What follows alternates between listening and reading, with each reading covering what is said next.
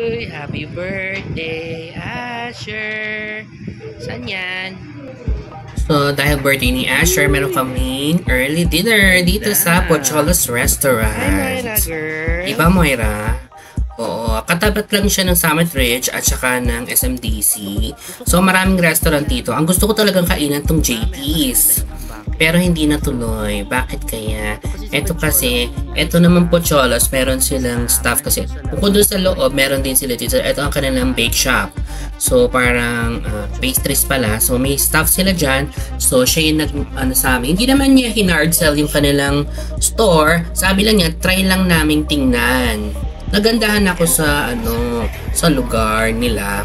Tingnan nyo, social. At saka may overlooking kasi, di ba? Diba ang ganda? Yung kasi sa JP's, nakita ko, hindi sila tabi talaga nung sa may edge. So, pagkatapos ng Pocholo sila na. So, malayo kami sa, wala silang ganyang, pa-view area, unlike this one. So, ayan, dito kami sa loob. Pwede dun sa kanilang fresco. Moira girl. So, ayan. So, this is around mga, oras na ba to? Mga 5 to 6 na yata to. So, nagmamadali na kami dito from Robinsons. Dumiretso na kami dito. Kasi nga baka hindi na makita yung vulkan. Ganda ng view, oh. So, ayun. Maayos naman, maliwanag naman, in fairness. So, may usok-usok yung vulkan. So, talagang kulang ang experience mo dito sa Tagaytay pag hindi mo nakita yung vulkan. Tsaka binabayaran naman dito yung view saka yung food. So, sa ambience. And I think, ang ganda ng napili naming restaurant. Pero, titikman pa rin natin. Titingnan natin yung kanilang mga pagkain. Alam yung birthday Kung worth it ba. So, ayun. Ito na nga. Dumating na yung mga in-order namin. 30 putahe lang naman in-order namin.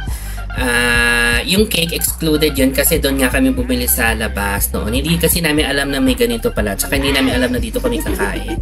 So, ayan. Happy birthday, 6 years old na tong aming baby boy. Nakatuwa. So, ayan.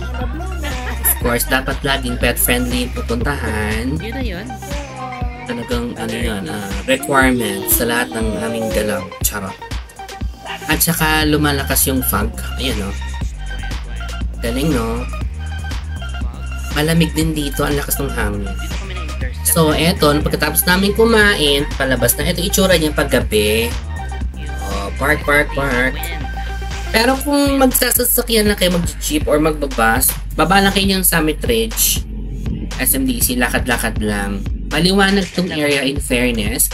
Nung uwi na nga kami, syempre, dumungo na naman si Ash. Hindi na kami nag-aircon kasi ang lamig talaga. Pwede na yan. So, ito ang rating namin sa mga food. Yung pansit, 2.5 out of 5.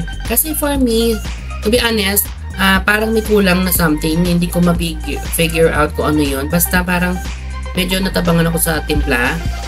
Tapos, yung sisig, 3 out of 5. Siguro, batayan ko sa na masarap na sisig talaga yung sisig sa Gilligan's. Yung medyo crunchy siya talaga. At hindi siya medyo, talagang crunchy, no? Tapos yung bulalo, yun ang the best nila. 5 out of 5 kasi masarap. Hindi siya puro bedsheet. So, sa food, average natin siya 3.5. Yung facilities, kita nyo naman, di ba, Chalamet? So, 5 out of 5. Ang ganda, di ba? Tapos, ano pa ba? Isa pa, pet-friendly, syempre. Saka meron silang designated area for dogs at mga tao. Pwede sila sa taas. At totoong malapit sila. May view talaga sila ng vulkan. Saka malinis ang CR. Saka may bidet in fairness. Yung price, 3.5 out of 5. Siyempre, relate natin siya sa lasa ng food. So, total bill is 1,900 plus yan. So, kulang-kulang 2,000 talaga yan. Yung tatlong ulam, kanin, saka dalawang juice. Pero come to think of it, talaga naman mahal na ang presyo ng bilihin ngayon ganun talaga. Pero siguro kahit sabihin nating pricey, siguro i-improve pa rin yung lasa ng mga food para para mas matuwa yung customer. And as for customer service, 5 out of 5 kasi talaga naman maayos silang. We highly recommend Kuya Warren for his excellent service. Siya yan. Silent market sa amin doon sa labas. So, in-entertain. Hindi talaga niya hinarger na siniraan yung ibang mga restaurant dito. Talaga sabi lang, itry lang namin tingnan, baka magustuhan namin. Which is okay naman talaga. So, yun. At saka, attentive sila, proactive. Sila mismo yung nagtatanong, baka may gusto, bla bla bla. Tapos, hanggang sa ligpitin na yung food, siya pa rin yung nandoon. At saka, nandun siya nakabantay. Baka nga biglang may tumawag. So, ayun. Saka lagi pa nakasmile. Siya pa nagpicture sa amin. Kulang na nga lang masahihin kami. Charot lang, joke. Pero sana makatulong tong commendation na to sa future promotion mo kung meron man. Mapapansin mo nang well-trained yung mga tao. And I love the service. In fairness naman sa mga tao niyo. The best. One of the best services.